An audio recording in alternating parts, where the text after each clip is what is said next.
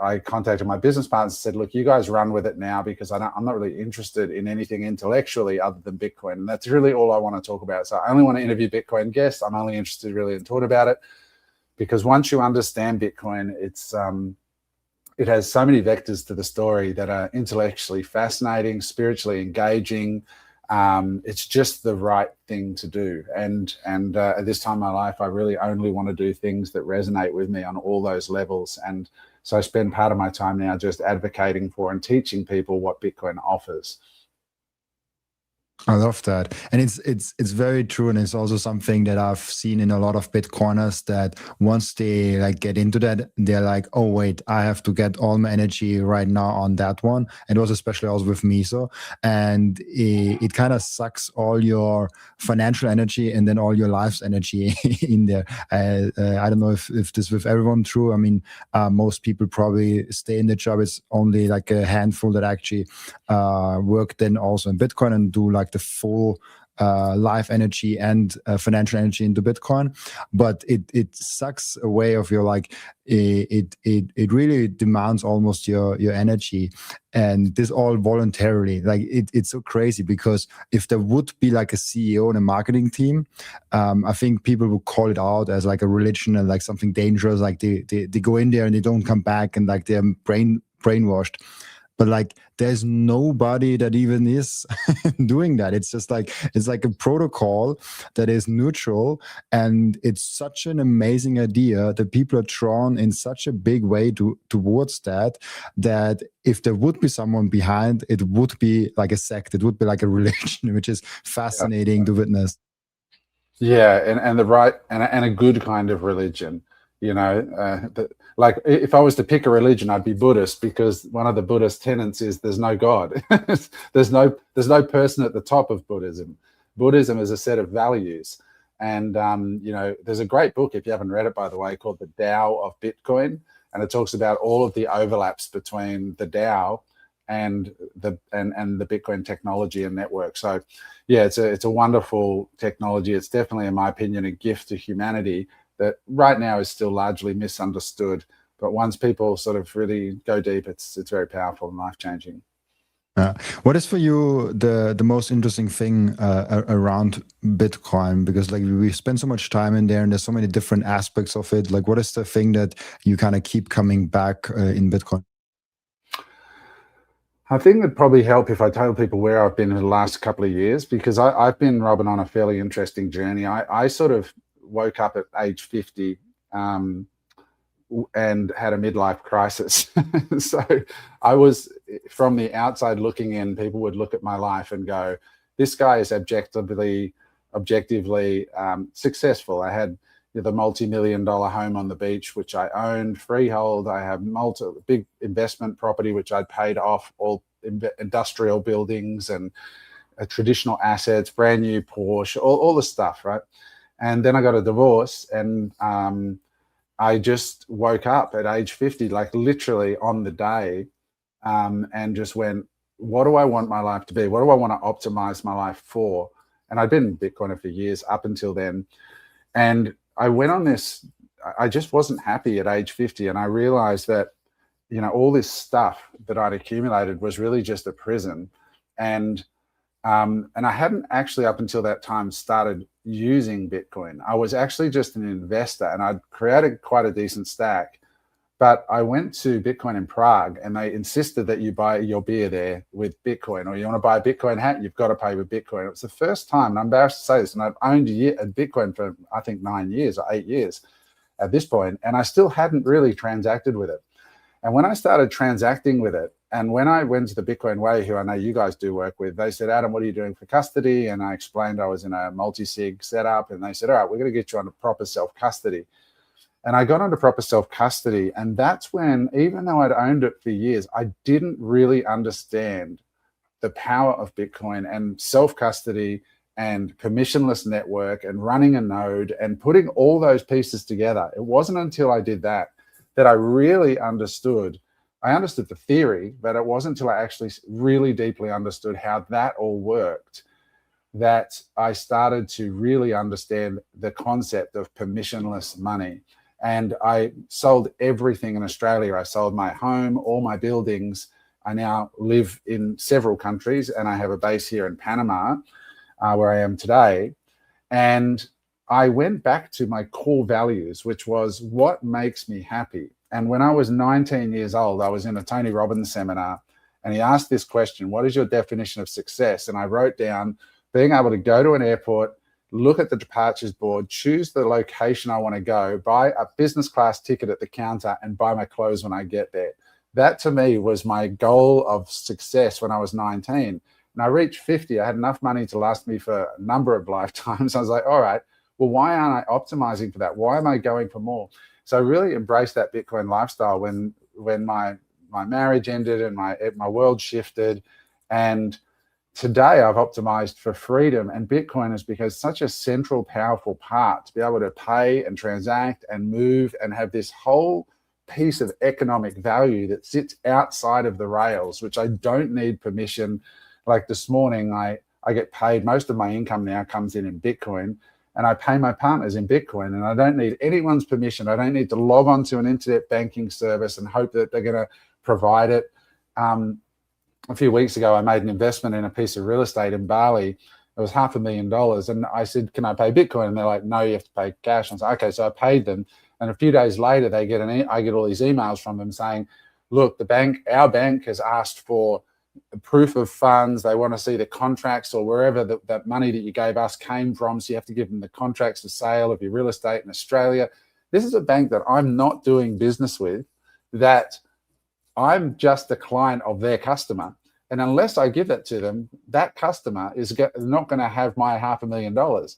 Whereas I said to them, if you'd let me pay you in Bitcoin, it would have been settled on chain in 10 minutes. You guys could have liquidated it out to any currency you want without any permission, and we wouldn't be having this conversation, and you wouldn't be sitting here begging me to agree to give all this private information to your bank. And so it really, when you start to understand, I could have logged in, done it from wherever I was, and it's just so, and I could have transferred the money for like 20 cents to them. It's just like, and 10 minutes later it's there. So, when you really start to free up and you start to get global and you start to deal with banking rails and governments because you're relocating and setting up new residencies, you start to realize the power of not being desperate to need banks and to need permission for anything. It's just so powerful. Yeah, it's I think the banking system, because we always say like Bitcoin versus the banks, Bitcoin versus I think the banking system will kill itself anyways. I think Bitcoin is just like the best alternative that will arise and make the banking killing themselves even further, because people are pissed at banks at every level. I know people that have almost no money that are pissed at banks, and people that are extremely wealthy that are pissed at banks, and in every single jurisdiction. And there's no exception to that. They should be. Like I rarely touch fiat cash these days, and I'm here in Panama. And if you get pulled over in Panama, and you need to get out of a speeding ticket, I've been told you just need to have $10 in your pocket, right? So I was like, all right, so I better get some cash. So I go. There's a big shopping mall just here, and I went to an ATM and pulled out $100. They charged me $7 US to pull out $100 out of an ATM. I'm like, how are people allowing this? What? Like, it's just wild to me that, this system exists and people think Bitcoin's the scam, I had dinner with a friend last night. He lives on a Bitcoin stand, and we were both sort of having a laugh because people go, well, aren't you Bitcoiners, like you're down 50% from the all-time high? And I said, dude, all that means is that our steak and beer is twice the price for a year. You, meanwhile, living in your country, are giving up 40% of your income every year in taxes. We're here in Panama enjoying, at least it's only 1 year we're giving up part of our income. You're doing it every year as a taxpayer and wherever you are, like Australia. So it's a whole different way of looking at the world when you start to really understand it. Yeah, it's really true. When how do you actually look at the current market? Because like I definitely was not suspecting or expecting the Q4 to play out like that. I mean, obviously, Bitcoin always does what we least expect it to do. But how do you look at the current situation?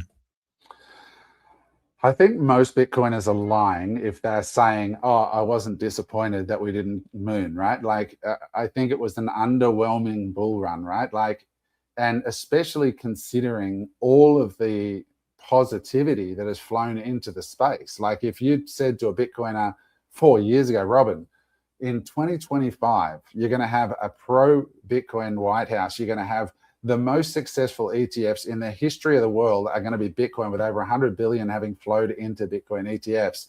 All these narratives are going to align, and the price is going to be, and you'd be like, at least $250,000 or whatever, right? Like, but this is Bitcoin, right? Like it is operating within the context of a global marketplace of ideas. And right now there are some really powerful narratives that are working in place.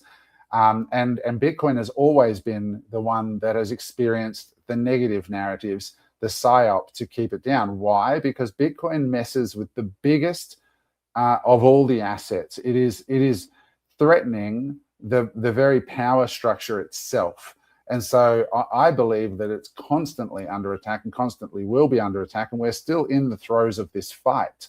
And if you really are a Bitcoiner, you've got to really believe, is this a superior idea for at least a store of value as a means to convert your economic power, your life force into, and store that life force into a better way?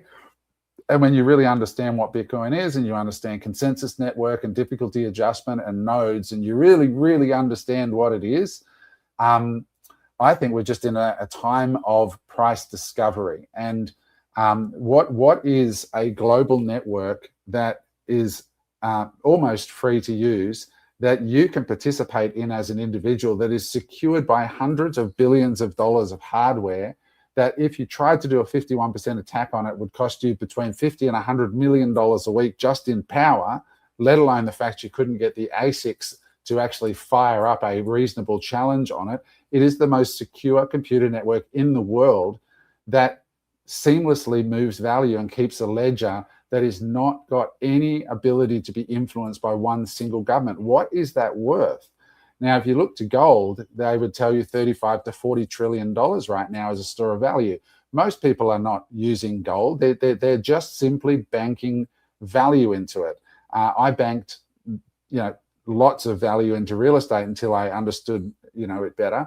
So I really think that as time passes and as Bitcoin continues to do what it's doing, and as we see more Lindy effect in play, which is when we cross the 20-year mark, Bitcoin is going to continue to show the strongest returns of all, at which point more and more asset allocators are going to go, hang on a second, this is now 20 years that Bitcoin has been around. On balance, it has outperformed everything else. It is the only hard asset. And what's that worth? And I think it's going to be repriced, but it's just a matter of time. You've just got to be patient. The greatest ideas, Amazon had like 8 drawdowns of 80% or more before it became an established stock and one of the most successful companies in the world. So I just think we're in that phase of price discovery, and we look to gold, and I think we're far superior to gold in pretty much every metric that there is when it comes to a store of value. Yeah, the only thing gold has going is the history, and that never plays out for incumbent systems to stick around. But it's actually interesting because I think this cycle is the best for news and fundamentals. If you look at what all the things that are happening with Bitcoin, how stable it is, how the network is looking, how the news are coming out with like the pro Bitcoin White House and everything like that.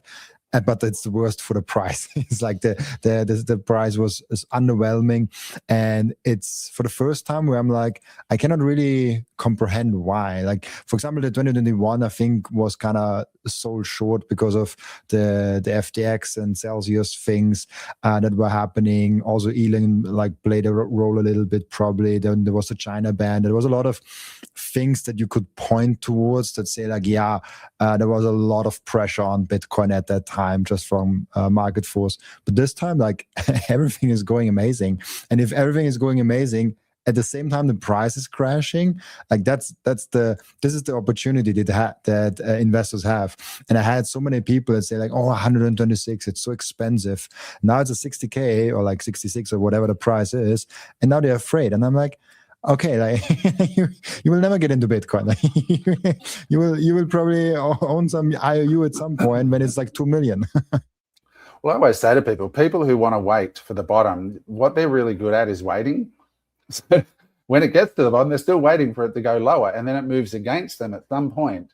And then they go, oh, you know what I'm going to do? Guess what? I'm a waiter, so I'm going to wait again. And so at the end of the day, I over the years have sort of become a DCA person. Like this morning, I bought more Bitcoin, like literally this morning. I bought Bitcoin at I think the highest I paid was 115. And then I bought it 108, then I bought it 100, then I bought it 90, then I bought it 80, then I bought it 70, or whatever it is today, 65 or 70 or whatever it is. So, you know, I always say to people, at the end of the day, if you want to be a Bitcoiner, you have to do the work. There's no replacing proof of work and really understanding what it is you own. And you've got to either believe in the thesis of Bitcoin that at some point, the world is going to want to be able to have a means of storing and transferring value that does not require permission in banks, that is secure, and then what is that network worth? And unlike many other, well, pretty much all other tokens, this is the only one with a truly fixed supply. So what, you know, you can actually apply valuation to it and not worry about how many tokens are going to be dumped on the market by the inventors and all this other stuff. The first thing that every Bitcoiner does, and the most important activity that every Bitcoiner keeps on doing, is buying Bitcoin. And I personally use Relay to buy and sometimes also spend or sell my Bitcoin. And there are two main reasons why I do so. The first one is it's Bitcoin only. They do not do any shit coins. They do not do any cryptos, any stocks or anything else. This is a tool, an app that is fully focused only and solely on Bitcoin. The second one is self-custody. They give you the keys to your Bitcoin the moment you buy them. You never give them the control over your Bitcoin, and you don't have to trust them because you can verify that you and only you have the keys to your Bitcoin. There's no third-party risk. There's no freezing of your assets. There's no rug pulling. There's nothing of that. Download Relay, the app, on your phone, or go to relay.app on your browser and use code Robin to save fees and get cheaper Bitcoin. I want to tell you about something very special to me. It's called micro-seed. If you hold your Bitcoin in self-custody, and you should, you know how critical it is to secure your seed phrase. You should not have them on paper. You should not have them on anything else than titanium. With micro-seed, you can engrave your 12 or 24 word seed phrase, the entire seed phrase, onto a 1-inch small washer. Yes, just one washer. All 24 words on that one washer. You can hide that thing everywhere. And even better, you don't need to buy a new kit every time you have to get a new wallet. You can make unlimited backups because microseed is not selling the washer. Microseed is selling the device that stamps the washer. So you get the full kit with the device, with the washers, with the hammer, with everything you need to get started today, and you can make with that unlimited amount of backups. Go now to microseed.io.